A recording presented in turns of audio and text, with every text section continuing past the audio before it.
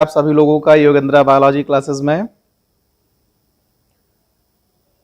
जुड़ जाइए बेटा। आप सभी लोग, आपकी क्लास स्टार्ट हो चुकी है।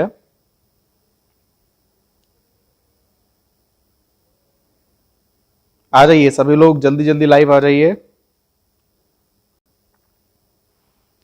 क्या सब कुछ क्लियर है? एक बार रिस्पांस दीजिए बेटा सभी लोग, फास्ट। सब कुछ क्लियर है बेटा?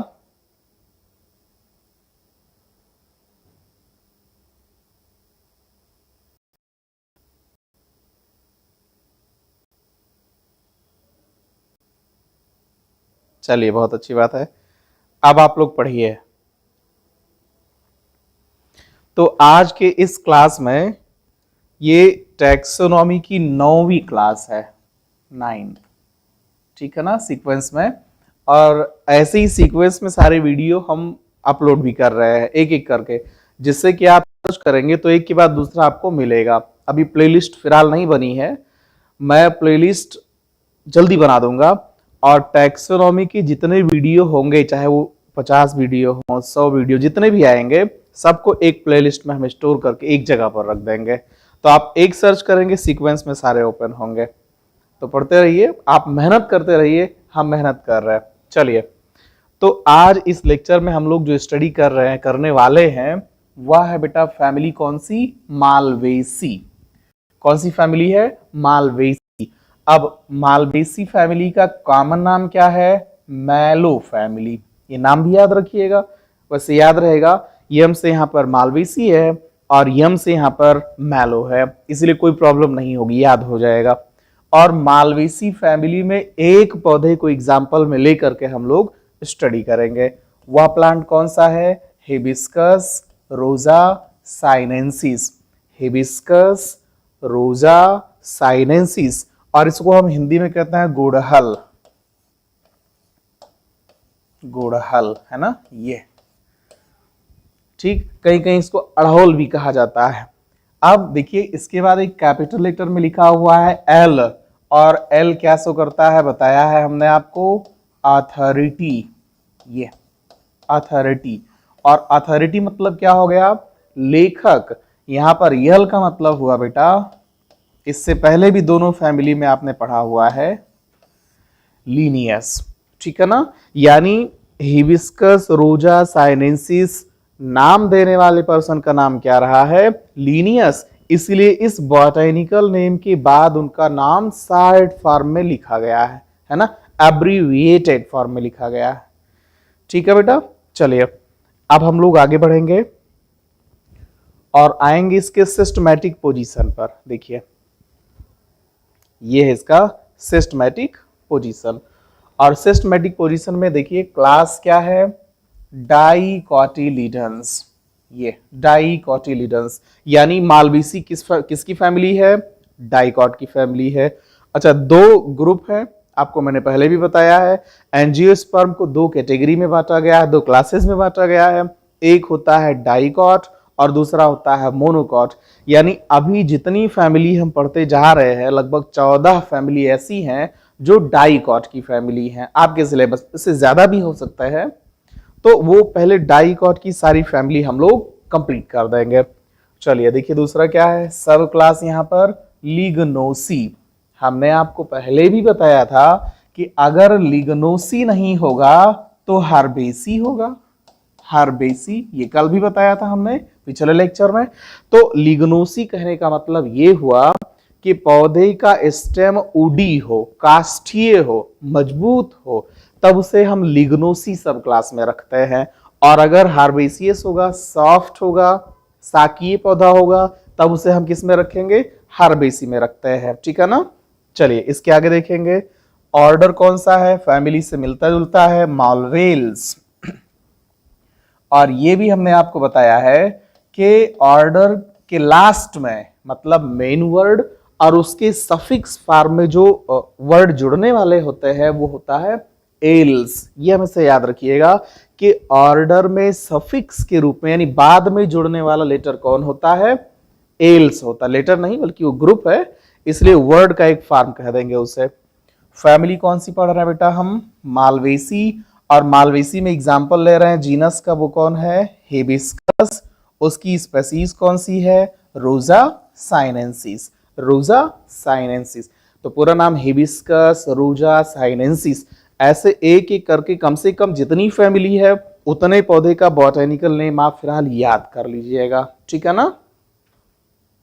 हाँ चलिए अब इसके आगे की तरफ बढ़ते हैं मेन टैक्सोनॉमी में।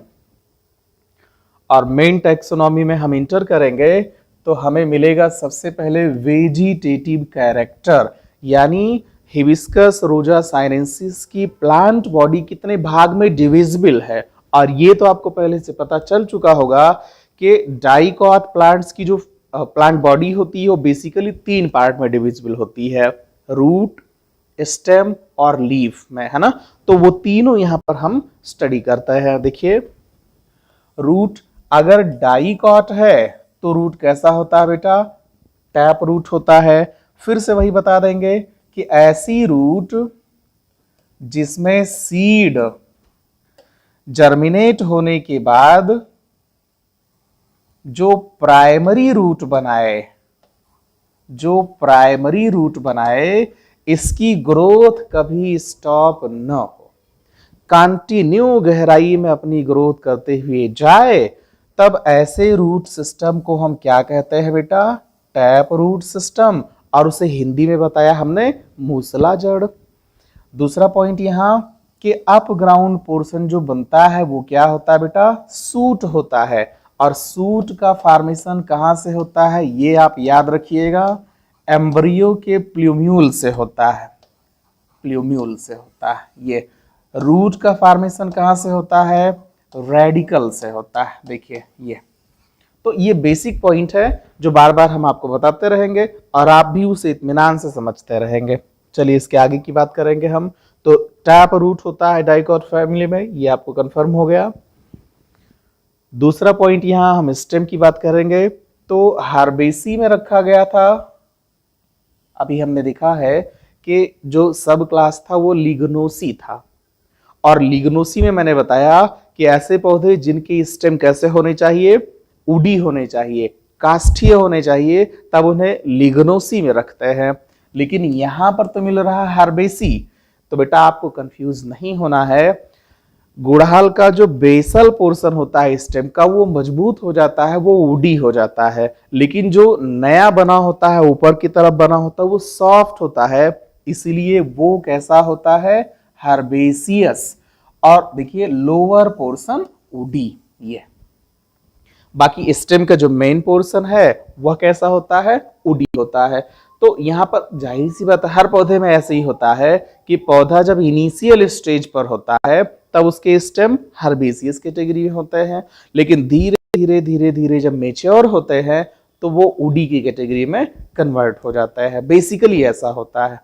चलिए आगे क्या है, देखिए एरियल और हैबिटाट हमने आपको बताया था। देखिए हैबिटाट मीन्स होता है बेटा वास स्थान, हैबिटाट को हिंदी में कहते हैं वास स्थान। ये और वास कहने का मतलब एक ऐसा स्थान जहां पर कोई निवास करता हो। तो निवास करने वाले स्थान यानी जगह को हम क्या कहते हैं बेटा, वास स्थान कहते हैं, ठीक है ना। ये वास स्थान की कितनी कैटेगरी यहां पर प्लांट्स के केस में बोला जा रहा है, 2। या तो वह पौधा एक्वेटिक होगा, एक्वेटिक मीन्स जल में पाया जाएगा, या फिर वह एयर में पाया जाएगा। और अगर एयर में पाया गया तो उसे क्या बोलेंगे, एरियल बोलेंगे, ठीक है ना। तो यहां पर हमने कैसा बताया है कैरेक्टर में, देखिए लिखा हुआ है एरियल, यानी पौधा हवा के कांटेक्ट में रहता है, पानी के अंदर नहीं रहता। दूसरा क्या है, इरेक्ट। आपने गुड़हल का पौधा देखा भी है कि वह पौधा जमीन पे अपराइट वर्टिकल फॉर्म में ऐसे ही ग्रो होता है, जमीन पर रेंगते हुए अपनी ग्रोथ नहीं करता, ना ही किसी पौधे या किसी पोल को क्लाइंब करते हुए लता के रूप में ग्रो करता है, ऐसा कुछ भी नहीं है। वो सीधे आप राइट खड़ा होता है, ग्रो करता है। इसलिए हम उसके लिए टर्म कौन सी यूज कर रहे हैं बेटा, इरेक्ट। सिलिंड्रिकल मतलब क्या होता है कि जब स्टेम का सेक्शन किया जाए तो बाहर से देखने पर वो बिल्कुल सर्कुलर, बिल्कुल नहीं, लेकिन रफली सर्कुलर होता है ना। इसका अपोजिट कैरेक्टर हमने आपको बताया भी है कि अगर उसमें कॉर्नर बनते हैं, स्टेम को कट करके देखने के बाद देखें कि अगर उसके किनारे किनारे, जैसे कि कद्दू में होता है, अक्सर देखे होंगे आप कि कद्दू का जो तना होता है वो ऐसे एंगुलर होता है। और एंगुलर कैसे होता है वो मैं दिखा देता हूं थोड़ा सा। कद्दू का ये ऐसे सेंटर में होता है बेटा पिथ, और पिथ के बाहर होता है वैस्कुलर बंडल। ये देखिए ऐसे ही, ये कद्दू में ऐसे ही बनता है बेटा। ये है वैस्कुलर बंडल। हम समझते हैं कि अंदर की तरफ प्रेजेंट क्या होता है पिथ की ओर, बेसिकली जाइलम प्रेजेंट होता है, और बाहर की तरफ क्या प्रेजेंट होता है, फ्लोएम प्रेजेंट होता है। ये वैस्कुलर बंडल हो गया। अब इस वैस्कुलर बंडल को बाहर से कवर करने वाला लेयर होता है पेरीसाइकिल। ये देखिए ये पेरीसाइकिल हो गया। पेरीसाइकिल के बाहर का लेयर क्या होता है बेटा, इंडोडर्मिस। इंडोडर्मिस होता है। लेयर मैं आपको याद करवा दूंगा, आपको टेंशन लेने की जरूरत नहीं है, बस इत्मीनान से सुनते जाइए। अभी तो मॉर्फोलॉजी के बाद हम लोग फैमिली पढ़ रहे हैं, फैमिली के बाद एनाटॉमी पर आएंगे, जिसमें स्टेम, रूट, लीफ सारे पार्ट का सेक्शन करके स्टडी करना है। तो अभी इत्मीनान रखिए, धीरे धीरे समझा जाएगा। अब देखिए ये इंडोडर्मिस हो गया, और इंडोडर्मिस के बाद का जो पोर्शन आता है वो यहां पर होता है। देखिए ये होता है बेटा हाइपोडर्मिस, ठीक है ना। और हाइपोडर्मिस के बाहर का जो पोर्शन है वह होता है, ये देखिए इपीडर्मिस। यहां पर आप इत्मीनान से देखेंगे और जो हम समझाना चाह रहे थे वो समझ में आ जाएगा। ये जो दोबारा हम लाइन खींच रहे हैं बेटा वो है एपिडर्मिस का। ये देखिए ऐसे एक ही लेयर में होता है, ये सेल्यूलर होता है, ये सब टोटल स्ट्रक्चर ऐसे ही बनता है। देखिए ये कुकुरबिटा में हम बता रहे बेटा। तो आउटर मोस्ट लेयर का नाम क्या बताया हमने अभी, एपिडर्मिस हो गया, एपिडर्मिस हो गया। इसके नीचे क्या हो गया बेटा, देखिए हाइपोडर्मिस हो गया। ये क्या है, कॉर्टेक्स होता है, जो हमने स्पेस छोड़ रखा है ना, ये सभी कॉर्टेक्स होता है, जो कि पैरेन्काइमेटस होता है बेसिकली। ये दूसरा लेयर क्या है यहाँ पर, इंडोडर्मिस, इंडोडर्मिस। उसके बाद का लेयर क्या आता है बेटा, पेरीसाइकल, पेरीसाइकल।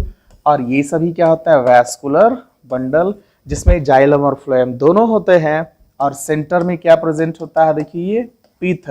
अच्छा, इनके बीच में जो टिश्यूज प्रेजेंट होता है ये सब क्या होते हैं, इनको कहा जाता है conjunctive tissue, conjunctive tissue, conjunctive tissue. यानी वैस्कुलर बंडल को एक प्लेटफॉर्म देने वाले टिश्यू को, जो बेस दे रहा है जिस पर वैस्कुलर बंडल प्रेजेंट होते हैं, उस प्लेटफॉर्म को हम कनेक्टिव टिश्यू और कंजंक्टिव टिश्यू कहते हैं। ठीक है ना, बातें समझ में आ रहा होगा। चलिए क्या कह रहे हैं आप अगर आप ध्यान देना, भाई पीएचडी कहीं अलग से दूसरे प्लैनेट से आकर के थोड़ी ना करते हैं, हम ही लोग करते हैं। मेरा देखिए अभी चल रहा है, कंटिन्यू है। तो कहने का यही मतलब होता है कि जब आप तैयारी करोगे तो यही तैयारी आपको पीएचडी में हेल्प करेगी, नई बात थोड़ी ना आएगी। चलिए, तो इस टाइम में देखिए यहाँ पर ये जो बाहर की तरफ उभरा हुआ हिस्सा है, इसे हम कहता है बेटा रिज। रिज कहां से है, ब्रिज से है। और ब्रिज का मतलब फ्लाईओवर, जो ऊंचा होता है। तो जो बाहर की तरफ उठा हुआ हिस्सा है वो रिज है, और जो अंदर की तरफ धंसा हुआ, देखिए थोड़ा सा नीचे की तरफ है धंसा हुआ स्ट्रक्चर, उसे फर्रो कहते हैं। फर्रो, ये फर्रो कहते हैं। ओके, तो रिज और फर्रो पाए जाने की वजह से ये क्लियर दिख रहा है कि यह स्टेम सर्कुलर तो है, लेकिन सर्कुलर के बाहर देखने पर वो वेब जैसा स्ट्रक्चर है चारों तरफ, है ना, इसे वेबी कहते हैं। आगे सब हम आपको समझाएंगे। चलिए, तो सिलिंड्रिकल यहां पर आप समझ गए। सिलिंड्रिकल मतलब स्टेम कट करने के बाद बिल्कुल सर्कुलर दिखाई पड़े। ब्रांच्ड, आपने देखा होगा कि गुड़हल का पौधा खूब ढेर सारे ब्रांचेस को बियर करता है, ऐसे बहुत ज्यादा ब्रांचेस होते हैं, और हर एक ब्रांचेस पर लीव्स प्रेजेंट होती हैं, फ्लावरिंग डेवलप होता है।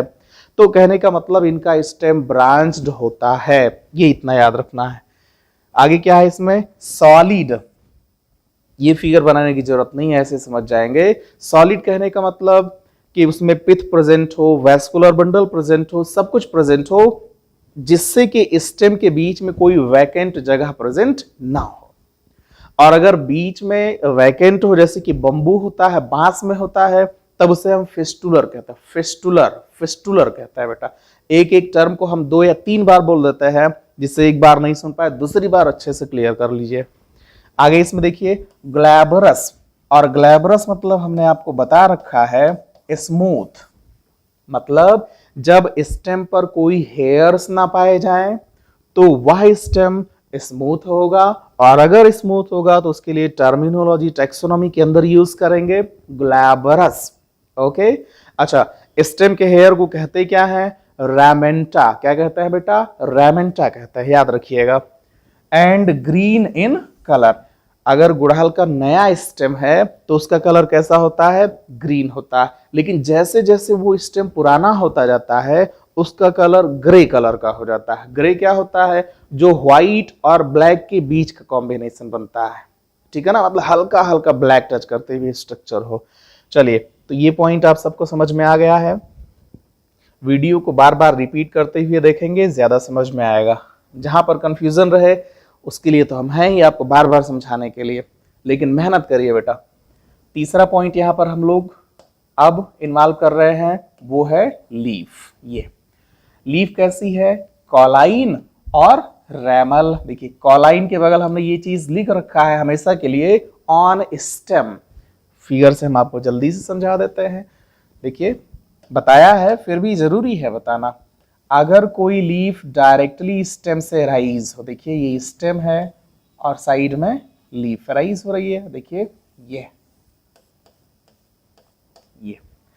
डायरेक्ट राइज है स्टेम से, तो ऐसे लीफ को हम क्या बोल देंगे बच्चे, कॉलाइन कहते हैं। ये कॉलाइन, ये ठीक है ना बेटा।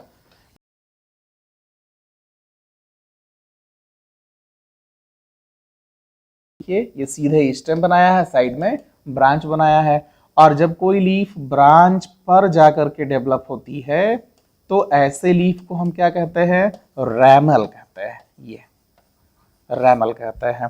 तो गुड़हल में दोनों तरह की पत्तियां पाई जाती हैं, कॉलाइन भी प्रेजेंट होती हैं और रैमल भी प्रेजेंट होती।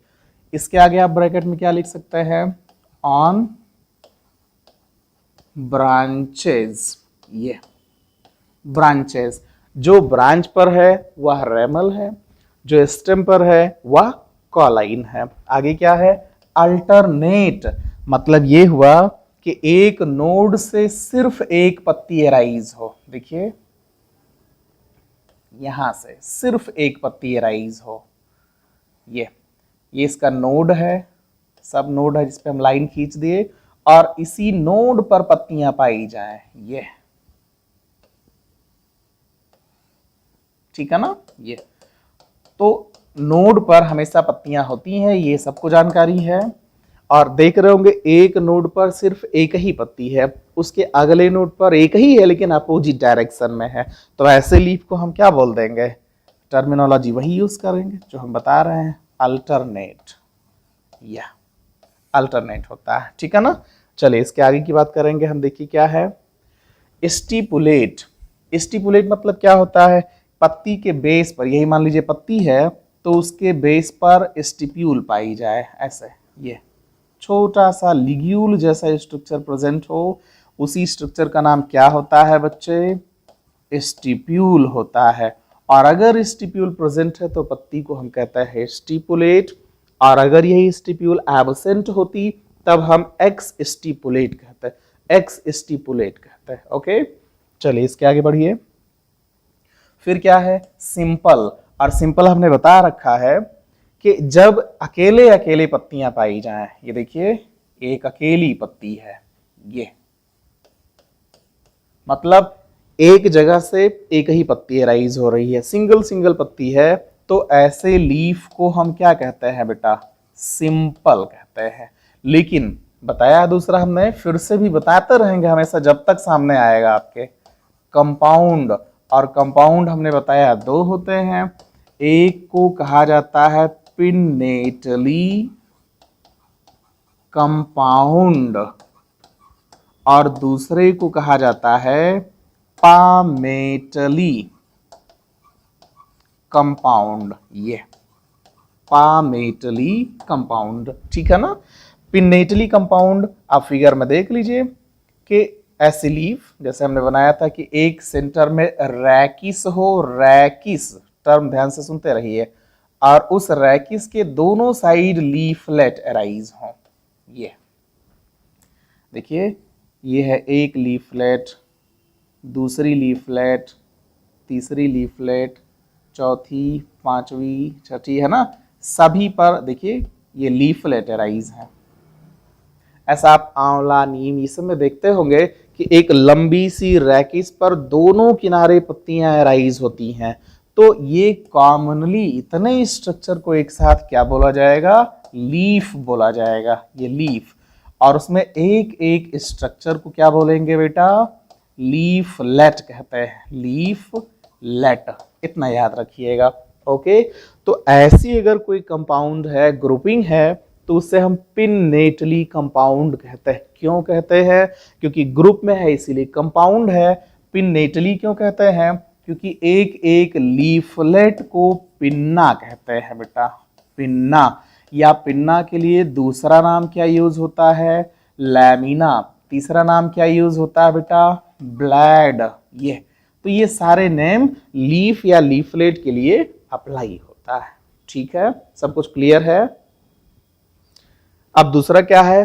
Palmately compound. पामेटली बार बार एक ही जैसा हमने लीफ बनाया, ठीक है, समझ में आया आपको? ये देखिए, एक्सिस पर जाकर के ढेर सारे लीफलेट राइज हो जाए, ये ऐसे देखिए कितना बढ़िया समझ में इजीली बन जाता है कि टिप पर जाकर पाम जैसा शेप ले ले। तो ऐसे कंपाउंड को हम पामेटली कंपाउंड कहते हैं, क्योंकि पाम मतलब हथेली होता है। चलिए इसके आगे देखेंगे हम क्या है? पेटियोलेट। अब देखिए पत्ती का जो बेस होता है, ये देखिए, ये जो बेस है, इस बेस को हम कहते हैं बेटा पेटियोल, पेटियोल। और अगर पेटियोल पाई जाए तो पत्ती पेटियोलेट है, ना पाई जाए तब पत्ती को हम क्या बोलते हैं बेटा? सेसाइल कहते हैं, सेसाइल कहते हैं, ठीक है ना। चलिए इसके आगे बढ़ेंगे हम लोग, देखेंगे क्या है? ओवेट। अगर आप गुड़हल की पत्ती को बारीकी से देखे होंगे तो इसकी पत्ती देखेंगे, मैं शेप दे देता हूं उसका, परफेक्ट शेप। ये होता है गुड़हल की लीफ, यहां से ऐसी लीफ देखते होंगे आप, ठीक है ना। ये तो आप देखेंगे पत्ती का जो शेप है वो लगभग ओवल शेप मिल रहा है। इसमें देखिए वेनलेट होते हैं ऐसे ही, ये साइड में वेनलेट होते हैं, इनकी भी फर्दर ब्रांचेस होते हैं, ऐसे खूब ढेर सारे ब्रांचेस डेवलप किए होते हैं, तभी तो इनको रेटिकुलेट बोलेंगे अभी आगे चल के। ये खूब ढेर सारे वेनलेट होता है। तो जब पत्ती ओवल शेप की होती है तो ऐसे पत्ती को हम क्या बोलते हैं बेटा? ओवेट कहते हैं, ओवेट। ओके, अब देखिए किनारे आप आरी जैसा स्ट्रक्चर देख रहे होंगे, बना हुआ है ना। अगर ऐसा स्ट्रक्चर है तो पत्ती को सिरेट कहते हैं। ये कटीली किनारे किनारे कांटे जैसा स्ट्रक्चर बना है, इसलिए टर्म कौन सी यूज करेंगे? सिरेट। कौन सा टर्म? सिरेट यूज करेंगे। आगे देखेंगे टर्मिनोलॉजी में क्या है। ओवेट हो गया, सिरेट देखिए इसी के बाद जस्ट दिया हुआ है, कांटे जैसे स्ट्रक्चर है। ग्लैबरस, ग्लैबरस का मतलब नो हेयर, नो हेयर्स। ये कि पत्ती पर आप गुड़हल की पत्ती को बहुत आराम से देखेंगे, समझ जाएंगे आप कि गुड़हल के पत्ती पर कोई हेयर्स प्रेजेंट नहीं होती, इसलिए उस पत्ती को हम कैसा कहते हैं? ग्लैबरस कहते हैं। नेक्स्ट क्या है? With reticulate venation. रेटिकुलेट को हमने हिंदी में समझाया है जाल नुमा, ये नेटवर्क बनाया हो, जैसे अभी देखिए फिगर में बना हुआ है कि खूब ढेर सारा जिग-जैग इसमें नेटवर्क बना हुआ है, जिससे अगर हम लीफ को टीयर करते हैं तो जैसे केले की पत्ती फट जाती है, जैसे किसी गन्ने की पत्ती फट जाती है, उस तरीके से इनकी पत्ती सीधे स्प्लिट नहीं होगी, क्योंकि इसमें वेन और वेनलेट है, इसलिए जिग जैग फॉर्म में मूव करते हुए टूटती है। तो ऐसे लीफ को हम क्या बोलते हैं बेटा? रेटिकुलेट। रेटिकुलेट बोलते हैं। ओके, ये सब टर्म याद रखिएगा। चलिए इसमें आगे देखेंगे। तो वेनेशन के साथ लीफ के कैरेक्टर यहीं पे कंप्लीट हो गए, यानी अब हम लोग वेजिटेटिव कैरेक्टर इनका कंप्लीट कर चुके हैं। इस बार क्या पढ़ने वाले हैं? Floral character. और हम समझते हैं flower is the God gifted portion for the angiospermic plants, with the help of that flowers angiosperm perform sexual reproduction। सीधे आप कह सकते हैं, इसका सीधा सा मतलब हो गया कि फ्लावर ही वो पार्ट है जिसकी वजह से एंजियोस्पर्म सेक्सुअल रिप्रोडक्शन परफॉर्म कर सकते हैं। ऐसे फ्लावर बाकी किसी प्लांट्स में नहीं पाया जाता है। वैसे बेसिक है कि थैलोफाइटा, ब्रायोफाइटा, टेरिडोफाइटा, इन तीनों ग्रुप में कोई फ्लावर नहीं प्रेजेंट होते हैं। इसी के कारण इन तीनों ग्रुप को हम क्रिप्टोगैम्स कहते हैं, जबकि जिम्नो और एंजियोस्पर्म को फेनरोगैम्स कहते हैं। क्यों कहते हैं? Due to presence of their flowers. ठीक है ना? चलिए इसके आगे देखेंगे हम। तो फ्लावर कैसा कैरेक्टर पोजेस करता है बेटा? Reproductive character. ये रिप्रोडक्टिव कैरेक्टर पोजेस करता है। ठीक है, अब इसमें देखेंगे पहला पॉइंट क्या है? इनफ्लोरेसेंस। और इनफ्लोरेसेंस को हिंदी में कहते हैं पुष्पक्रम। पुष्पक्रम यानी फ्लावरिंग की ग्रुपिंग को हम इनफ्लोरेसेंस कहते हैं। आगे इसमें देखिए रेसिमोज, ये, और हमने वो ट्रिक बताया है आपको CDRI, ये CDRI हमने ये भी बता दिया था ताकि आपको याद रहे, ध्यान में रहे कि CDRI हमारे लखनऊ में है। यह एक ड्रग रिसर्च इंस्टीट्यूट है। जैसे देखिए सेंट्रल ड्रग रिसर्च इंस्टीट्यूट कहां पर है? हमारे उत्तर प्रदेश के लखनऊ में है। और यहीं पर वो एक मेडिसिन क्रिएट की गई थी, बनाई गई थी, जिसको माला डी कहते हैं, और वो पहली अच्छी एक्सेप्टेबल गर्भ निरोधक गोली रही। तो वो कहां पर बनी थी? लखनऊ, CDRI। अब यहां से उसी पॉइंट से याद रखेंगे कि सी डेफिनिट, यानी सी है तो साइमोज, और साइमोज में कैसा इन्फ्लोरेसेंस होता है बेटा? देखिए किस कैटेगरी का होता है? डेफिनिट ग्रोथ पाया जाता है।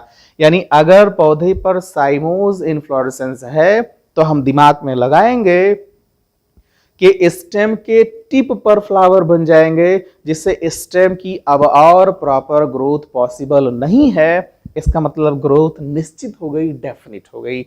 लेकिन अगर यहां पर RI है तो R कहने का मतलब क्या हो गया बेटा? रेसिमोज। और I कहने का मतलब हो जाएगा इनडेफिनिट। अगर रेसिमोज है तो एक्सिस के टिप पर कभी फ्लावर प्रेजेंट नहीं होगा, फ्लावर साइड में प्रेजेंट होंगे, जिससे पौधे की ग्रोथ कंटिन्यू होती रहेगी इनडेफिनिट ड्यूरेशन तक। ओके, तो रेसिमोज इन्फ्लोरेसेंस यहां पर कौन सी फैमिली पढ़ रहे हैं? मालवेसी पढ़ रहे हैं, हिबिस्कस रोजा साइनेंसिस पढ़ रहे हैं। तो उसमें कैसा इन्फ्लोरेसेंस प्रेजेंट होता है बेटा? रेसिमोज। और कैरेक्टर यहां पर एक एक्स्ट्रा हमने नोट किया हुआ है, एक्सिलरी। एक्सिल मैंने आपको समझाया था, फिर भी समझाता है। देखिए एक्सिल क्या होता है। देखिए ये हमने स्टेम बनाया आपके सामने, साइड में ब्रांच बना दिया है। देखिए ये जो सीधे ऊपर की तरफ है स्टेम है, और साइड में है इसका ब्रांच। तो स्टेम और ब्रांच के बीच जो कॉर्नर बन रहा है बेटा, ये कोना, इसी कॉर्नर को हम कहते हैं बेटा एक्सिल। पहले भी बताया है हमने, एक्सिल वही एक्सिल है, मतलब स्टेम और ब्रांच के बीच जो कॉर्नर बच रहा है वो एक्सिल है। अगर उस एक्सिल पर कोई फ्लावर डेवलप होता है तो फ्लावर कैसा होगा? Axillary flower. कोई बड डेवलप होती है, एक्सिलरी बड बोली जाएगी। कोई लीफ डेवलप होती है, एक्सिलरी लीफ बोली जाएगी। मतलब वो पोजीशन एक्सिल है। ओके, तो इसमें कैसा इन्फ्लोरेसेंस होता है बेटा? एक्सिलरी, यानी टिप पर तो होगा ही होगा, साथ में ब्रांच के बीच में कॉर्नर पर होगा, इसलिए रेजिमोज के साथ साथ कैसा है बेटा? ऑक्सिलरी। ओके, हाँ ठीक है, ठीक है, बहुत अच्छी बात है, मेहनत करते रहिए। अब आएंगे इसके अगले पोर्शन पर, देखिए क्या है? फ्लावर। ये यानी इन्फ्लोरेसेंस हम समझ गए। अब इन्फ्लोरेसेंस के अंदर घुस करके एक एक पार्ट को हम स्टडी करेंगे, यानी अभी फ्लोरल कैरेक्टर्स को आगे की तरफ ले जाना। दो ही पार्ट हमें स्टडी करना है, एक वेजिटेटिव पार्ट और एक हो गया उसका फ्लोरल पार्ट्स, दूसरा आ जाएगा उसके फ्रूट की बात कर लेते हैं कभी। आगे देखिए इसमें क्या है? ब्रैक्टिएट। ब्रैक्टिएट। अब मैं एक बार आपको एक नए तरीके से बताने की कोशिश कर रहा हूं, उसको ध्यान से देखिए। जैसे ये देखना है कि ये है फ्लावर का स्टाक, और स्टाक के बेस पर ऐसे ही स्ट्रक्चर प्रेजेंट होता है, ये स्ट्रक्चर, ये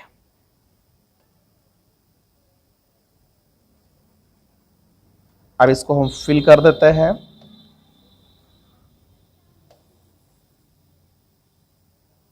थोड़ा सा वेट करेंगे आप, क्योंकि ज्यादा समझ में आएगा।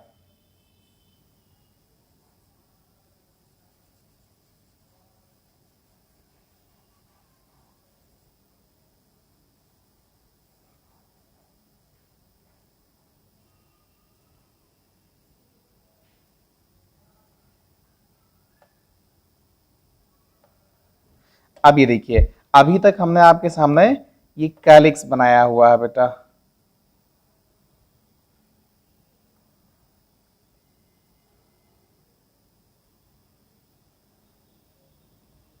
ठीक है ना? आप देखेंगे कैलिक्स के ऊपर कैलिक्स की जैसा एक और कलर मैं चेंज कर दूंगा, जबकि होता वो ग्रीन है, आपको समझाने के लिए कलर चेंज करेंगे कि कैलिक्स के ऊपर फिर से एक कैलिक्स जैसा स्ट्रक्चर होता है। जैसे देखिए यहीं पर डेवलप होता है, और तब एक कैलिक्स के जैसा और स्ट्रक्चर डेवलप हो जाता है। देखिए अब इसको हम कलर नहीं करेंगे, बस इतना आप समझ के रखिए।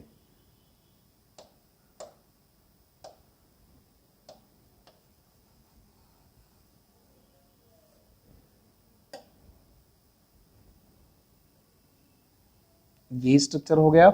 अब इसी के ऊपर यहां बेटा प्रेजेंट होता है इसका ये बड़ा सा स्ट्रक्चर, जो खूबसूरत सा दिखता है हमको, है ना?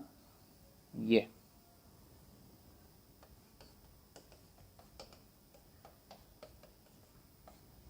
3D बनाएंगे, थोड़ा टाइम लगेगा, बनने को बन जाता है। अब देखिए मैं एक एक पॉइंट आपको समझा रहा हूं। ये जो बेसल पोर्शन है फ्लावर का, इसे हम कहते हैं बेटा स्टाक। ये है स्टाक, और उसी स्टाक को बार बार समझाया हमने, पेडिसिल कहते हैं, पेडिसिल कहते हैं। ये जो स्ट्रक्चर ग्रीन आप देख रहे हैं, ये इनकी संख्या 5 हो सकती है, 7 हो सकती है, और भी हो सकते हैं। इन्हीं को कहा जाता है इपीकैलिक्स। इपीकैलिक्स, और इपीकैलिक्स के यूनिट को कहा जाता है बेटा ब्रैक्ट। याद रखिएगा। जैसे अब ये समझ लीजिए, फिर उसके नीचे आएंगे। ये पोर्शन क्या है? इसे कहते हैं कैलिक्स, और कैलिक्स के यूनिट को हम क्या कहते हैं बेटा? सेपल। कलर्ड स्ट्रक्चर क्या है बच्चे? करोला, और करोला के यूनिट को क्या कहते हैं? पेटल। ओके, अब एक एक पॉइंट समझिए। ये जो फ्लावर का कलर्ड स्ट्रक्चर है, जिसकी वजह से कोई इंसेक्ट अट्रैक्ट होते हैं, वह कलर्ड स्ट्रक्चर कोरोला है। कोरोला के एक एक यूनिट को हम क्या कहते हैं बेटा? पेटल कहते हैं। ठीक उसी तरह से कोरोला के नीचे जो ग्रीन होता है ना, ऐसे चारों तरफ से फैन जैसे स्ट्रक्चर कवर करता है, उसे प्रोटेक्टिव स्ट्रक्चर, वह है कैलिक्स। और कैलिक्स की यूनिट को क्या कहते हैं? सेपल कहते हैं। कैलिक्स के जैसा एक और स्ट्रक्चर कैलिक्स के नीचे पाया, कैलिक्स को कवर कर रहा है, उस स्ट्रक्चर का नाम होता है बेटा इपीकैलिक्स, और इपीकैलिक्स की यूनिट को हम कहते हैं ब्रैक्ट। ओके, ठीक है ना? सबको समझ में आ रहा है? लाइक करते रहिए, कमेंट्स तो हम कम देख पा रहे हैं। कमेंट्स ठीक से, नहीं तो बहुत पीटेंगे, बहुत ज्यादा पीटेंगे। आइए, तो ब्रैक्टिएट समझ में आ गया, यानी इपिकैलिक्स प्रेजेंट होता है और इपिकैलिक्स की यूनिट को ब्रैक्ट कहते हैं। अगर वो ब्रैक्ट प्रेजेंट है तब हम इसे ब्रैक्टिएट कहते हैं। वह ब्रैक्ट न होता, ब्रैक्ट देखते रहिए, यही है देखिए, इपिकैलिक्स की यूनिट को हम ब्रैक्ट कह रहे हैं। तो अगर ये ब्रैक्ट प्रेजेंट ना होता तो हम उसे इब्रैक्टिएट कहते हैं, लेकिन यहां पर ब्रैक्ट या इपिकैलिक्स प्रेजेंट है तो उसे हम ब्रैक्टिएट कह रहे हैं। ठीक है, आगे देखिए दूसरा पॉइंट क्या है, ब्रैक्टियोलेट।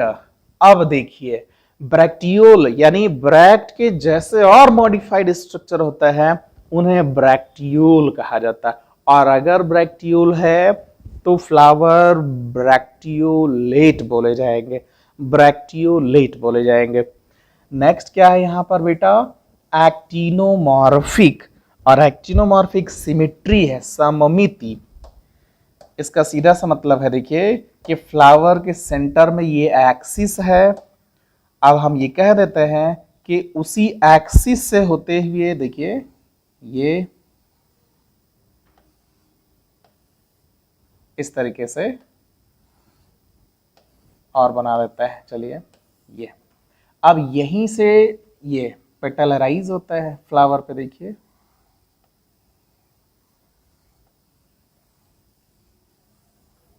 ये सभी क्या है बेटा, पेटल्स हैं, ये पेटल हो गए। ठीक है ना, अब हम ये कह दें कि इस फ्लावर को आप किसी भी एंगल से दो बराबर भाग में बांट सकते हैं, डिवाइड कर सकते हैं किसी भी एंगल से, लेकिन वह प्लेन किससे होकर के जाना चाहिए, सेंटर से होकर के जाना चाहिए, और उस सेंट्रल पॉइंट को हम उसका एक्सिस कहते हैं, अक्ष कहते हैं। ठीक है ना, तो किसी भी अगर एंगल से दो बराबर भाग में डिवाइड कर सकते हैं तो ऐसी सिमेट्री को हम कहते हैं बेटा एक्टिनोमॉर्फिक। यह है एक्टिनोमॉर्फिक, इसको हम टैक्सोनॉमी के सिंबल में शो करता है, देखिए सर्किल में प्लस बनाते हुए, सर्किल में प्लस बनाते हुए सिंबल क्या शो करेगा, एक्टिनोमॉर्फिक। यानी ये पूरा बनाया हुआ और लिखा हुआ मात्र एक सर्किल में प्लस बनाने से याद हो जाएगा, तो ये कह लीजिए शॉर्ट की है बेटा। चलिए अब इसके आगे की तरफ बढ़ते हैं, देखिए क्या बताया हमने, पेडिसिलेट। पेडिसिलेट का मतलब क्या हो गया कि यही जो मैंने फ्लावर बनाया है, देखिए इस फ्लावर के बेस पर पेडिसिल तो पाया गया है ना, स्टाक पाया गया। अगर फ्लावर के बेस पर स्टाक है, पेडिसिल है, तो पेडिसिलेट। अगर यही न होता तब उसे क्या बोलते बेटा, तब सेसाइल कहते हैं। ठीक है ना, लेकिन यहां पर सेसाइल प्रेजेंट नहीं है। कैसा प्रेजेंट है, पेडिसिलेट प्रेजेंट है। आगे आएंगे, नेक्स्ट कैरेक्टर क्या है, कंप्लीट। और कंप्लीट हमने आपको बता रखा है पहले कि फ्लावर में टोटल कितने पार्ट्स होते हैं, फ्लावर में टोटल 4 पार्ट्स होते हैं, वो देखेंगे फिगर से, टोटल क्लियर है आपको, मैंने बता रखा है अच्छे से। ये देखिए फिर भी देख लीजिए, ये है इसका सेपल, और ये कलर्ड स्ट्रक्चर है इसका पेटल, ये हो गया है। फिर एक और कलर्ड स्ट्रक्चर बना देते हैं एंड्रोसियम। तो यहां पर देखिए कैलिक्स पहला पोजीशन है, करोला दूसरा पोजीशन है, एंड्रोसियम तीसरा पोजीशन है, गाइनोसियम चौथा पोजीशन है। ये सीक्वेंस भी है बेटा, ऐसे सीक्वेंस में क्वेश्चन पूछा जा सकता है। तो अगर ये चार के चारों पोर्शन फ्लावर में प्रेजेंट हैं, इट मींस ऐसे फ्लावर को कंप्लीट फ्लावर कहते हैं। और अगर इनके 4 पोर्शन से कोई एक पोर्शन गायब है, मिस्ड है, तब उसे क्या बोलेंगे, तब उसे बोलेंगे इनकम्प्लीट फ्लावर। ओके, चलिए आपके ऐसे फ्लावर में यानी गुड़हल में कैसा होता है, कंप्लीट होता है। कंप्लीट होने की वजह से हम इसे हर्माफ्रोडाइट कहते हैं, क्योंकि हम बता चुके हैं हर्माफ्रोडाइट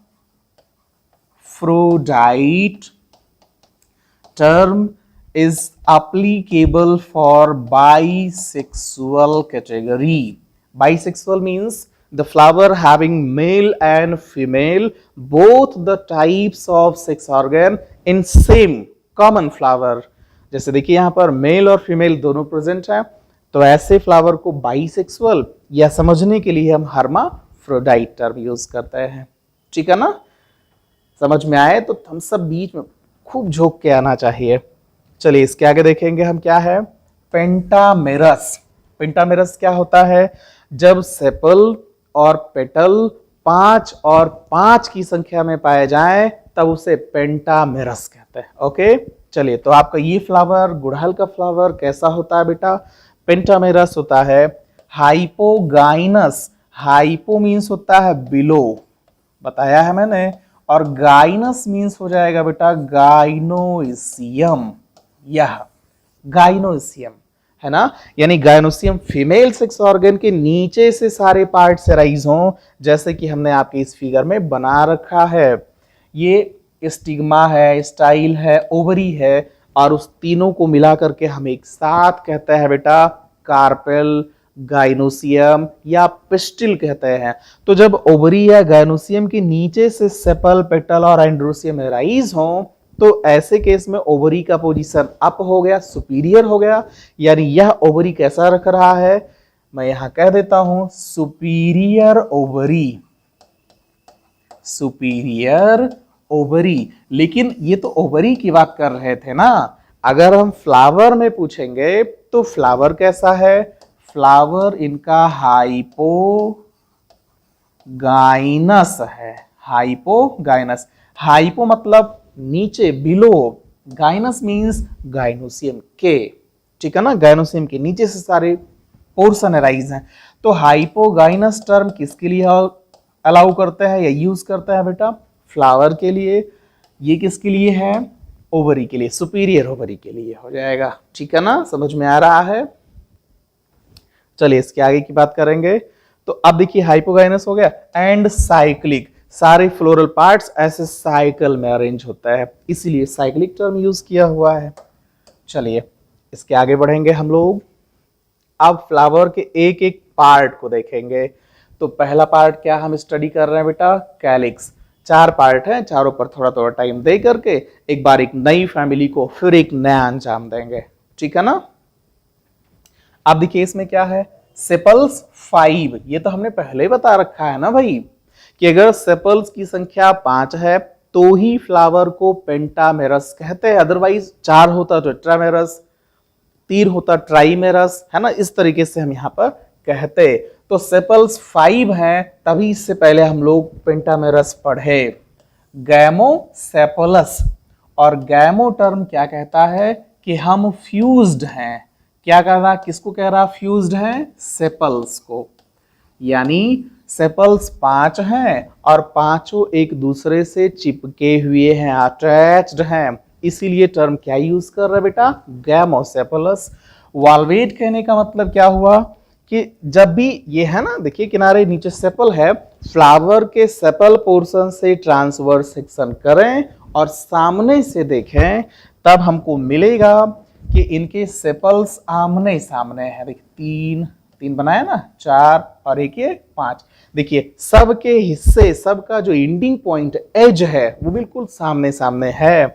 तो ऐसे अरेंजमेंट को हम क्या बोलेंगे बच्चे, वाल्वेट कहते हैं, जो हमने आपको पहले समझा रखा है। आगे क्या है, परसिस्टेंट।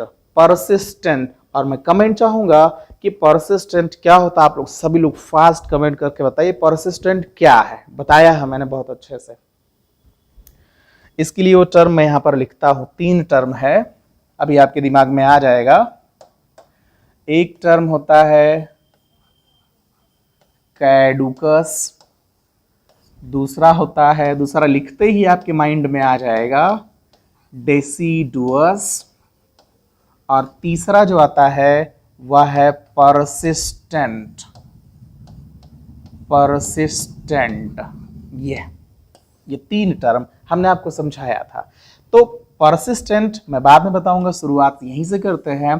कैडुकस मतलब होता है कि फ्लावर ओपन हो, फ्लावर ओपन होने को एंथेसिस कहते हैं, एंथेसिस। और जिस टाइम फ्लावर ओपन हो जाए, फ्लावर ओपन होने के तुरंत बाद सेपल पेटल टूटकर गिर जाए, सिर्फ मेल और फीमेल सेक्स ऑर्गन बचे।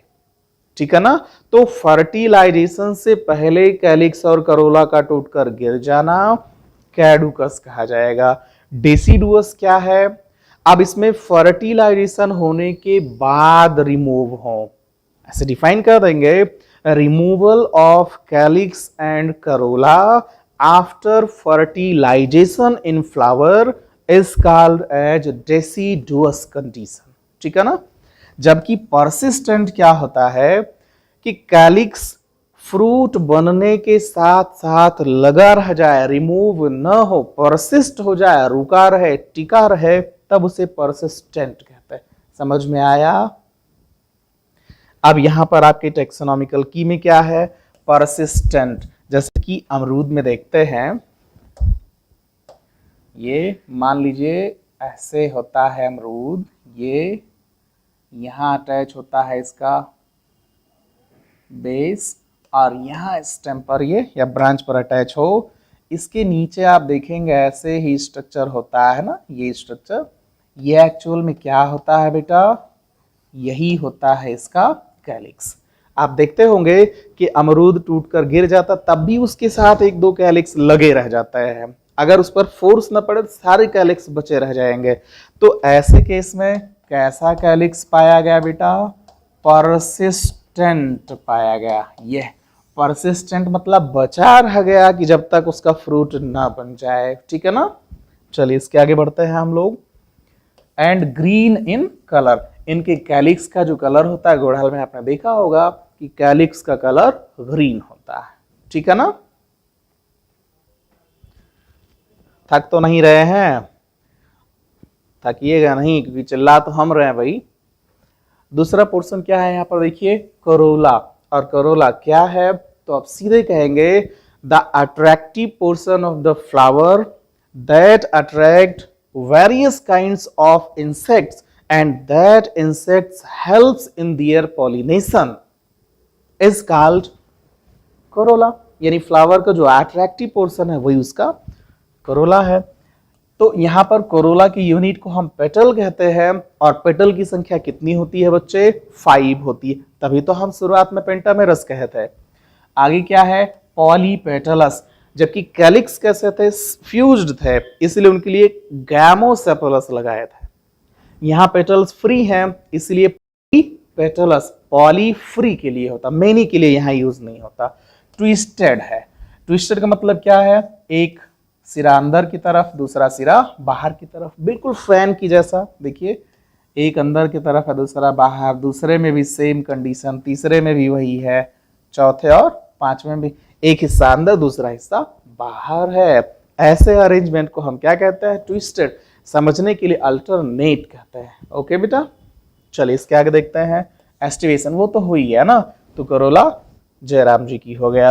अब इसके आगे बढ़ेंगे हम लोग। एंड्रोसियम, ये तो बेटा एंड्रोसियम किसके लिए अप्लाई होता है? मेल सेक्स ऑर्गन के लिए अप्लाई होता है। ये मैंने पहले ही बताया था। अब इसमें देखना है स्टामेंस इंडेफिनिट, और स्टामेंस को हम फार्मूले में ए से शो करेंगे, और इसके सामने इंडेफिनिट या अल्फा का सिंबल लगा देता है। इनफाइनाइट हो जाता है कि इसमें अनिश्चित माने बहुत ज्यादा होता है एंड्रोसियम, मेल सेक्स ऑर्गन। मोन एडल्फस, मोन एडल्फस मतलब क्या है? कि जितने भी हो सब एक बंच में होता है, एक बंडल में होता है, इसीलिए क्या बोलते हैं? मोन एडल्फस। अगर 2 बंच में होता है, एक बंडल एक किनारे, दूसरा बंडल एक किनारे, डाइएडल्फस। 3 बंच में होता है, 1 2 3, ट्राइएडल्फस। 4 टेट्राएडल्फस, है ना। यहां पर कितने बंच में है? सिंगल, इसीलिए मोन एडल्फस बोलेंगे। ओके बेटा। चलिए इसके आगे बोलेंगे हम अराउंड स्टाइल। गुड़हल का फ्लावर आप देखेंगे जब, तो यहां ऐसे फीदरी स्टिग्मा होता है, और नीचे की तरफ ऐसे होता है स्टाइल। इसी स्टाइल पर आप देखेंगे ऐसे ही स्ट्रक्चर फाइबर के रूप में बढ़े होते हैं किनारे किनारे। एक्चुअल में यही स्टामेन होता है, यही एंड्रोसियम होता है। ठीक है ना। तो ये जो ट्यूबुलर स्ट्रक्चर है, स्टाइल है, उसी स्टाइल से चिपक कर बाहर की तरफ फैले होते हैं। आगे देखेंगे हम मोनोथीकस। मोनोथीकस का मतलब, मोनो मतलब होता है बेटा सिंगल यानी 1, थीकस यानी थीका। और थीका मीन्स होता है बच्चे मेम्ब्रेन। मेम्ब्रेन। अब देखिए, अगर एंथर में एक ही मेम्ब्रेन हो तो चैम्बर कितने होंगे? 2 चैम्बर हो जाएंगे। तो मोनोथीकस में हमेशा चैम्बर 2 बनते हैं, डाईथीकस में चैम्बर 4 बनते हैं, याद रखिएगा। चलिए अब आगे की तरफ बढ़ते हैं, फीमेल सेक्स ऑर्गन की तरफ, वो है गायनोसियम। और गायनोसियम कैसी है बेटा? Multi carpellary. मल्टी कार्पेलरी यानी 5 या 6 से ज्यादा कार्पेल्स पाए जाएं, 5 से लेकर मल्टी तक होता है गुड़हल में, है ना, इसीलिए मल्टी कार्पेलरी बोलेंगे। सिन कार्पस, सिन मतलब क्या हो गया बेटा? यहां पे याद रखेंगे आप, फ्यूज्ड।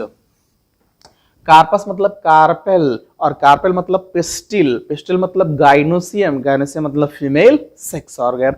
जितने भी हैं सब एक दूसरे से जुड़े होते हैं, फ्यूज्ड होते हैं। ओवरी कैसी है इनकी? सुपीरियर। अगर फ्लावर हाइपोगाइनस है तो ओवरी तो ऊपर हो जाएगी ना, इसलिए ओवरी का पोजीशन कैसा है बेटा? सुपीरियर। आगे क्या है? Multi locular. मल्टी तो आप समझते हैं ना, मेनी, क्योंकि मल्टीमीडिया सेट अक्सर लोगों के पास है। और लॉक्यूल मीन्स होता है बेटा चैम्बर, कक्ष। ये यानी एक ओवरी में एक से ज्यादा चैम्बर हो तब उसे मल्टी लॉक्यूलर कहते हैं। और इसका प्लासेंटेशन कैसा है? एक्साइल।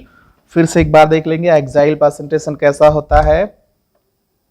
ये मैंने सर्किल ले लिया है और सर्किल को थोड़ा सा ब्रॉड कर दे रहे हैं जिससे कि आपको और क्लियर दिखे। ये अब इसमें देखिए, इसमें हम चैम्बर बना देते हैं, चूंकि मल्टी लॉक्यूलर है, मल्टी चैम्बर बन गए, देखिए। और एक एक चैम्बर में हम एक एक ओव्यूल बना देता है। ये सिंपल, ये सभी क्या है बेटा? ओव्यूल है ना, ओव्यूल, जहां से सीड का फॉर्मेशन होगा। तो आप ये समझेंगे कि जब इसमें मल्टीपल चैम्बर है तब उसे मल्टीलॉक्यूलर कह देंगे। और हर एक ओव्यूल के कॉर्नर पर, जैसे एक सिस्टम देखिए यहाँ पे कि एक सीधे है वर्टिकल और एक ट्रांसवर्स है, तो इसी कॉर्नर पर ओव्यूल एराइज हो रहा है।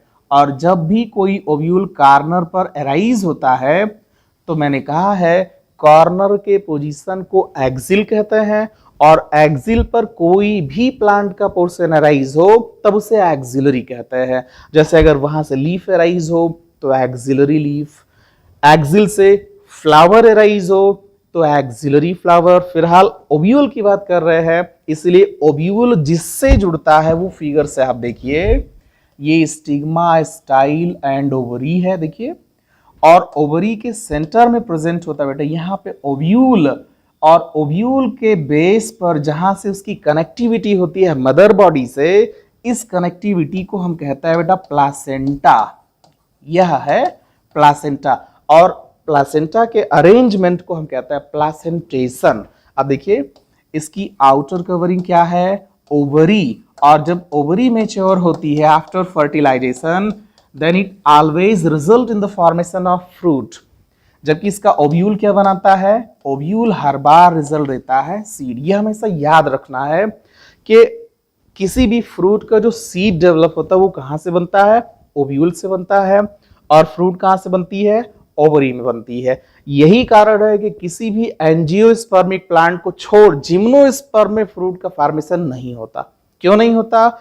Because in the case of gymnospermic plants there is no any kind of fruit wall और ओवरी वाल, है ना, इस तरीके से। इसीलिए जब फ्रूट बनना ही नहीं है तो उससे क्लियर कह देंगे हम कि उसमें ओवरी का वाल प्रेजेंट होता ही नहीं है, इसलिए उसमें किसी फ्रूट का फॉर्मेशन नहीं होता। चलिए आगे देखेंगे। तो एक्सिल प्लासेंटेशन या एक्साइल प्लासेंटेशन आपको समझ में आ गया है। स्टाइल इसकी कैसी होती है? लॉन्ग होती है, वो तो लिखा हुआ पहले से। अब बात हम लोग कर लेंगे इसके फ्रूट की। देखिए, तो फ्रूट में सिर्फ एक वर्ड है, वह है कैप्सूल। और बेटा कैप्सूल तभी कहते हैं, ध्यान दीजिए, जब फ्रूट को स्टोनी लेयर से कवर किया जाए, स्टोनी लेयर, हार्ड लेयर, तब उसे कैप्सूल कहते हैं। जैसे इलायची देखते होंगे आप, इलायची के बाहर एक कोट होती है, कवरिंग होती है, और उस कवरिंग के अंदर सीड पाए जाते हैं। तो जब बाहर से यानी फ्रूट को बाहर से एक हार्ड स्टोनी प्रोटेक्शन मिला हुआ हो तो वैसे फ्रूट को हम क्या कहते हैं? कैप्सूल कहते हैं। चलिए अब इसमें देखेंगे इसका फ्लोरल फॉर्मूला। थोड़ा सा हम लोग ऊपर चलेंगे।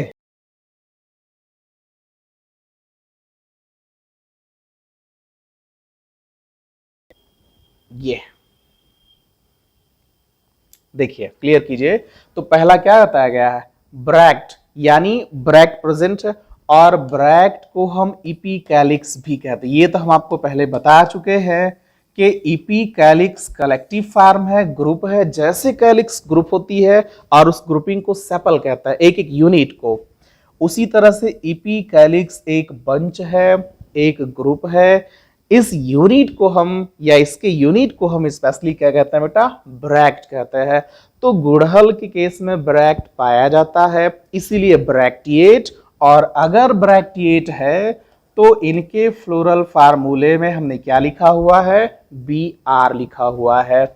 BRL क्यों लिखा हुआ है? क्योंकि ब्रैक्ट के जैसे और भी ब्रैक्ट होते हैं जिनको ब्रैक्टियोल कहा जाता है। ब्रैक्टियोल होने की वजह से ब्रैक्टियोलेट कहते हैं। सर्कल में अगर प्लस बनाया हुआ है सिंबल तो हमारे दिमाग में आ जाता है कि फ्लावर को किसी भी एंगल से दो इक्वल हाफ्स में डिवाइड कर सकते हैं, इसलिए ऐसी सिमिट्री को एक्टिनोमॉर्फिक कहते हैं। क्लियर? बाइसेक्सुअल को सिंबल से शो करते हैं, देखिए, अपवर्ड मेल, डाउनवर्ड फीमेल, यानी दोनों सेक्स ऑर्गन एक दूसरे से लिंक्ड हैं, जुड़े हुए हैं। के किसको शो करता है बेटा? कैलिक्स को शो करते हैं। कैलिक्स की संख्या कितनी है? 5 है। सारे कैलिक्स एक दूसरे से फ्यूज्ड हैं, इसीलिए कैलिक्स को ब्रैकेट में रखा है, 5 को ब्रैकेट में रखा है। करोला यानी करोला को शो करते हैं हम सी से, जिसकी संख्या भी कितनी थी? 5, तभी तो पेंटामेरस कहा गया था। कैलिक्स 5, करोला 5, सो पेंटामेरस। और यहां पर सारे के सारे पेटल्स या करोला फ्री थे, इसलिए 5 को हमने ब्रैकेट में नहीं रखा है। एंड्रोसियम देखिए इनफाइनाइट थे, मोनोडेल्फस यानी एक ही बंच में थे, इसीलिए उनको हम ब्रैकेट में रख देते हैं, एक ही बंच में होते हैं। गायनोसियम कैसी होती है? देखिए, गायनोसियम की संख्या भी कई है, इंडेफिनिट है, और वो सभी एक दूसरे से फ्यूज्ड है, यानी सिन कार्पस है, इसलिए ब्रैकेट में रखा है हमने। और जी के नीचे लाइन यानी अंडरलाइन कर रहे हैं, इट मींस ओवरी का पोजीशन अपवर्ड है, इसीलिए सुपीरियर ओवरी, और फ्लावर को हाइपोगाइनस कहते हैं। समझ में आ रहा है बेटा? अगर हम तेज चल रहे होंगे तो वीडियो को दोबारा देखिए, मस्त रहिए, समझते रहिए, तैयार करिए। अब हम बात करेंगे इसके डायग्राम की। ये देखिए फ्लोरल डायग्राम, ये तो फ्लोरल डायग्राम में अपने तरीके से, ये चीज आपको दिख नहीं रहा होगा इसलिए हम अपने तरीके से यहां पर ड्रा करते हैं आपके सामने। देखिए, पहले तो इनके हम मेल सेक्स ऑर्गन और फीमेल सेक्स ऑर्गन को बना देते हैं। देखिए, टिप पर ऐसे ही स्ट्रक्चर होता है, ग्रीन लेते हैं, ये ऐसे छोटा सा स्ट्रक्चर होता है जिसके नीचे एक ट्यूबुलर स्ट्रक्चर बनता है, ऐसा ही। ये देखिए, ये स्ट्रक्चर होता है और इसी के बेस पर राइज होता है बेटा यहां पर इसका थैलमस और स्टाक। अब आप देखेंगे कि इनके स्टाइल पर ये ऐसे साइड में राइज होते हैं थ्रेड लाइक स्ट्रक्चर। ध्यान से देखेंगे समझ में आएगा, देखे होंगे आप फ्लावर में ये सब। और उनके टिप पर ऐसी स्वेलिंग पाई जाती है, ये स्वेलिंग पाई जाती है बेटा। ये अब और बारीकी से जाएंगे, सेक्शन करके देखेंगे तो यहाँ सेंटर में होता है ओव्यूल और ओव्यूल के बेस पर जुड़ा होता है इनका प्लासेंटा। ठीक है ना? तो ये जो हमने येलो कलर का स्ट्रक्चर बनाया है यह एक्चुअल में क्या है? स्टमेन। और स्टमेन किसके लिए अप्लाई होता है? मेल सेक्स ऑर्गन के लिए। ये फीदरी स्ट्रक्चर जो टिप पर है क्या है? इसे हम कहते हैं बच्चे स्टिग्मा। ये ट्यूबुलर स्ट्रक्चर क्या है? इसे कहते हैं स्टाइल। और स्वैलन स्ट्रक्चर को हम कहते हैं ओवरी, जिसके सेंटर में प्रेजेंट होता है बेटा ओव्यूल और बेस जुड़ा होता है प्लासेंटा के थ्रू। ये तो इसका नॉर्मल फिगर बनाया। अब इसके फ्लोरल डायग्राम पर जाइए तो आप पाएंगे कि सेंटर में ओवरी मल्टीपल थे। तो मल्टीपल ओवरी के लिए आप सेम ट्रिक अप्लाई कर सकते हैं कि सर्कुलर फॉर्म में जाते हुए आप देखेंगे तो उसमें ढेर सारे ओवरी होते हैं। ये जैसे यहां पर देखिए इस तरह का ओवरी हमने बनाया हुआ कि मल्टीपल ओवरी है और सभी एक दूसरे से फ्यूज्ड हैं। तो आप पाएंगे कि सेंटर में एक्सिस ये, और उसी एक्सिस पर ओवरी, देखिए एक ओवरी है, दूसरी ओवरी है, तीसरी, ऐसे मल्टीपल ओवरी आप बनाएंगे।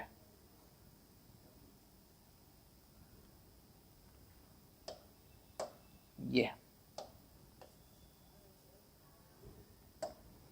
यहां से, ठीक है ना, इस तरीके से कई ओवरी है और ओवरी के सेंटर में यहां पर एक्सिल पर ओव्यूल लगा हुआ है। ये ओव्यूल बना दिया हमने। ये बस इतना समझ के रखना है, मल्टीपल ओवरी हैं और यहां पर हर एक ओवरी में ओव्यूल भी प्रेजेंट है। अब फीमेल सेक्स ऑर्गन बनने के बाद हम मेल सेक्स ऑर्गन की तरफ बढ़ते हैं और उस मेल सेक्स ऑर्गन को हम कहते हैं बेटा एंड्रोसियम। उसको देखिए कैसे बनाएंगे, आप वेट कीजिए थोड़ा सा। ये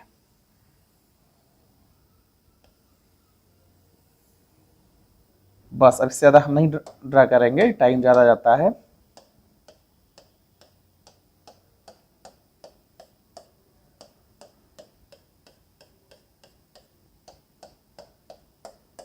ये देखिए अब इनको हम डेकोरेट कर देते हैं। ये सब बताया भी था हमने बनाने को ट्रिक।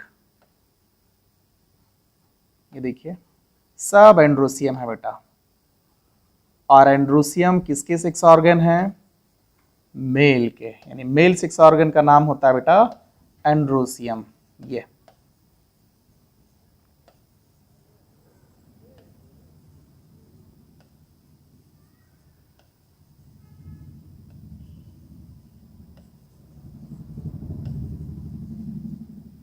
थोड़ा सा वेट कीजिए, सभी ड्रा हो जाएंगे।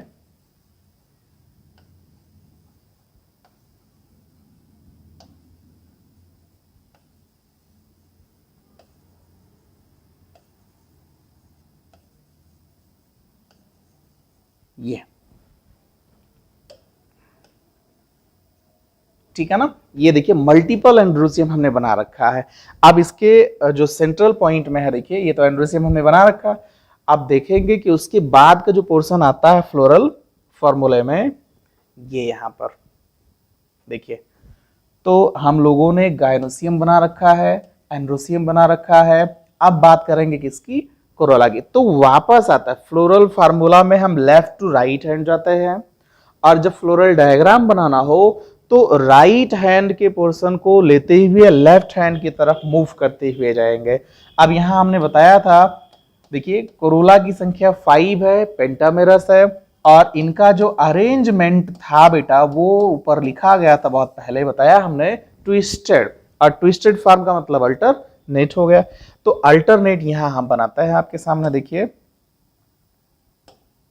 ये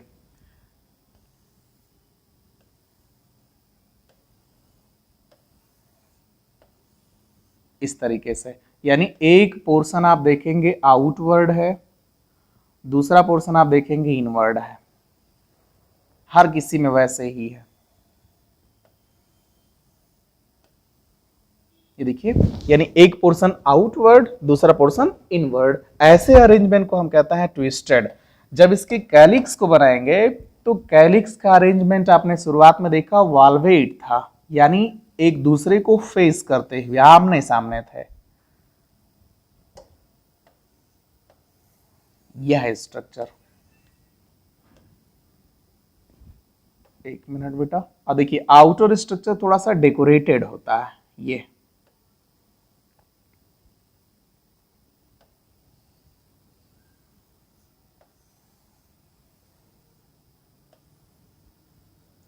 तो देखेंगे सभी एक दूसरे से आमने सामने जुड़े हुए, लेकिन एक पॉइंट हमने बताया था कि सारे कैलिक्स एक दूसरे से यूनाइटेड है, मींस गैमोसेपलस।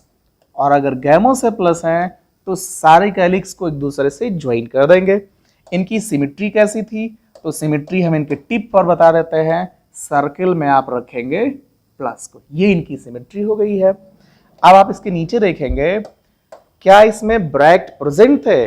अगर प्रेजेंट है तो साइड में हम ब्रैकेट दिखा देता है। ब्रैकेट को हर बार साइड में दिखाया जाता है बेटा। ये साइड से थोड़ा सा स्पेस लेंगे हम, ये स्पेस मिला, एक ब्रैकेट राइट हैंड साइड पर। क्या इसमें ब्रैक्टियोल प्रेजेंट था? बिल्कुल प्रेजेंट था।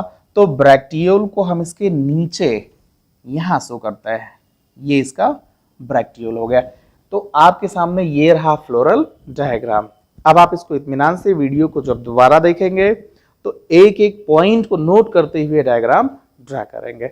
अच्छा, एक पॉइंट और मैं आपको इसके इकोनॉमिक इंपॉर्टेंस पर ले चलता हूं। देखिए, वो भी ज्यादा जरूरी है। ये यहां पर लिखा हुआ है इकोनॉमिक इंपॉर्टेंस, क्या महत्व है देखिए। और इसमें लाइन सीधे लिखा हुआ है स्टेम रेटिंग। अब रेटिंग क्या होता है ये हम आपको समझाते हैं। वैसे रेटिंग का मतलब सड़ना या सड़ाना। जैसे अक्सर होता है कि जो पटसन होता है, पेटुआ कहते हैं, उसको हम कट करते हैं मैच्योर होने के बाद, फिर उसे छोटे छोटे बंडल में बांधते हैं। जहां पर वाटर बॉडी होती है, जैसे छोटा तालाब हो गया, पोखरा हो गया, है ना, जहां पर पानी स्टोर है, वहां हम पटसन के बंडल को साइड वाइज लगा देते हैं, प्लेटफार्म बनाते हुए, बधे हुए फार्म में, और ऊपर से कुछ ऐसा रख देता है जिससे कि वो पानी में डीप रहे, डूबा हुआ रहे कुछ दिन तक, 20 दिन, 22 दिन, 25 दिन रखते हैं। इस प्रोसेस को हम रेटिंग कहते हैं। जिससे क्या होता है कि जो सीथ होती है, जो सॉफ्ट फाइबर होता है, वो सब सड़ जाते हैं, और तब हम उन्हें वाटर से निकालते हैं। थोड़ी देर वेट करते हैं कि पानी सभी नीचे आ जाए, और तब उनके स्किन को रिमूव कर लेते हैं। वो होता बास्ट फाइबर। बास्ट याद रखिए, जो फाइबर फ्लोएम से मिलते हैं उन्हें बास्ट फाइबर कहते हैं, है ना। और जो सेंटर से मिलते हैं उन्हें जाइलरी फ्लोएम कहते हैं। जाइलरी वो सब आगे हम आपको एमएससी कभी पढ़ोगे तब वहां पर समझाएंगे आपको। फिलहाल देखिए, तो रेटिंग कहने का मतलब हो गया है कि तने को पानी में डुबाकर सड़ाना, जिससे उनके फाइबर को आसानी से रिमूव किया जा सके, इसलिए रेटिंग यूज करते हैं। ईल्ड फाइबर्स, रेसा, लंबे लंबे रेसा मिलते हैं, जिनका इस्तेमाल होता है मेकिंग रोप, ट्विन, बास्केट, ऐसे सभी जगह पर होता। रोप मतलब रस्सी या रस्सा, ट्विन मतलब सुतरी जो पतली सी होती है, बोरे को बांधने के लिए इस्तेमाल करता है, ठीक है ना। तो ये हम समझ गए यहां पर इकोनॉमिक इंपॉर्टेंस में कि गुड़हल का पौधा एक तो पहली बात डेकोरेटिव होता है, देखने में खूबसूरत लगता है तो घर के आसपास लगाते हैं।